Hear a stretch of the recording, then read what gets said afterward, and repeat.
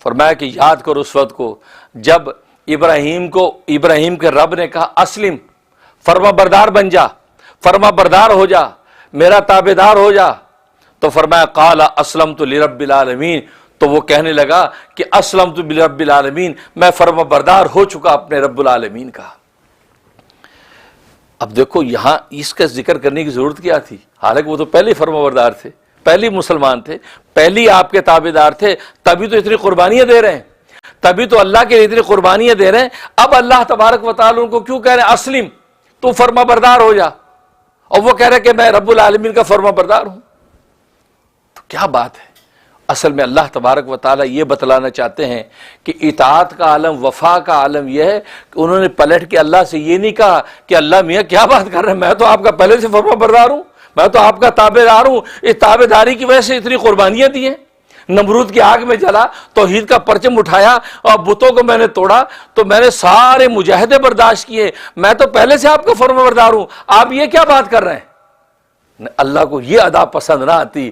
وفادار کی یہی ادا پسند آئی کہ فرما بردار ہو جا، فرمایا میں اللہ میں تیرا فرما بردار ہو گیا۔ اللہ نے کہا دیکھو اس کی اطاعت کا عالم یہ ہے، اور تمہاری حالت یہ ہے کہ دو چار باتیں ابراہیم کی نقل میں آج کیا کر لی، اس نقل پہ اتنا اکڑتے ہو کہ محمد کو ہم نہیں مانتے، ہم تو ملت ابراہیم کے پیروکار ہیں، ہم تو بڑے ترم خواہ ہیں، ہم تو اللہ کے بڑے پیارے ہیں۔ تمہاری حالت یہ ہے، ابراہیم جو تمہارا امام ہے اس کی تربیت دیکھو، اللہ نے جب کہا کہ اسلم تو کہتا ہے اسلمت لرب العالمین، میں سارے جہان کے رب کا تابعدار ہو گیا۔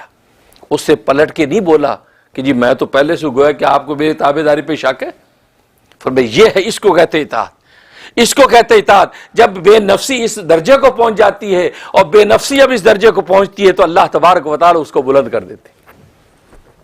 اور تمہاری نفسانی حالت کا یہ مقام ہے کہ تمہیں جب کہا جاتا ہے کہ محمد کو مان لو، کہ محمد اسی لڑی میں سے بنی اسماعیل میں سے ہے اور دین ابراہیمی کی دعوت لے کے آیا ہے، ابراہیم کے ڈگر اور نہج پر ہی تمہیں اللہ کی طرف بلاتا ہے، تم آگے سے اکڑ نہیں جی نہیں کیا بات کر رہے ہو، ہم تو حاجیوں کو پانی پلاتے ہیں، ہم تو جناب مسافروں کی خدمت کرتے ہیں، ہم تو بڑے مہمان نواز ہیں، ہم تو یہ کرتے ہیں، ہم تو وہ کرتے ہیں، ہم ابراہیم کی ملت کو مانتے ہیں۔ تم آگے سے تڑ دکھاتے ہو بجائے اس کے کہ ابراہیم کی طرح تابعدار ہو کر محمد کو مان لیتے۔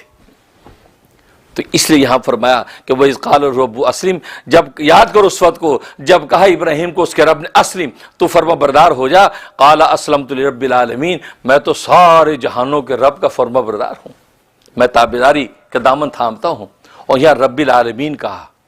اشارہ اس بات کی طرف کر دیا کہ تم بتوں کو جو پوجتے ہو، ایک کو کہتے ہمارے رزق روٹی کا بت، ایک ہماری تجارت کا بت، ایک ہماری شادی بیاہ کا بت، ایک ہماری جنگ و جدال کا بت، ایک ہماری فتح شکست کا بت، ایک بیماری اور صحت کا بت، کہ تم نے اتنے بت بنا رکھے ہیں، یہ ان کی حقیقت نہیں، اصل میں رب العالمین جو سارے جہانوں کا رب ہے، ان بتوں کا بھی وہی رب ہے۔ یہی بت کل روز قیامت میں صاف کہہ دیں گے کہ ہمیں تو پتہ نہیں کہ تم لوگوں نے ہماری پوجا پاٹ کی ہے،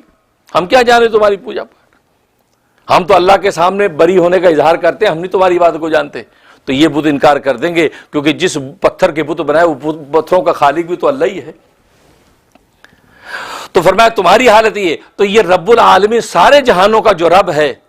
ابراہیم اس کے سامنے جھکا ہے۔ تو ذرا غور سے سوچو کہ سارے جہانوں کا رب کون ہے؟ سارے جہانوں کا رب ایک ہی ہے، اور وہ اللہ ہے۔ بس اس اللہ کے سامنے جھک جاؤ، وہی تمہارے شادی نکاح اور تمہاری تجارت، رزق اور فتح شکست، بیماری، ہر چیز کا رب وہی ایک تمہارا اللہ ہے، اور وہی تمہیں عطا کرتا ہے، وہی تمہیں نوازتا ہے۔ خیر و شر کے سارے خزانے اسی کی طرف سے آتے ہیں، تم اسی کے آگے اپنی جھولی پھیلاؤ گے تو اللہ تبارک و تعالیٰ اس جھولی کو اپنی منشا کے مطابق بھر دیتے ہیں۔ اس لیے کہا کہ اسلمت لرب العالمین۔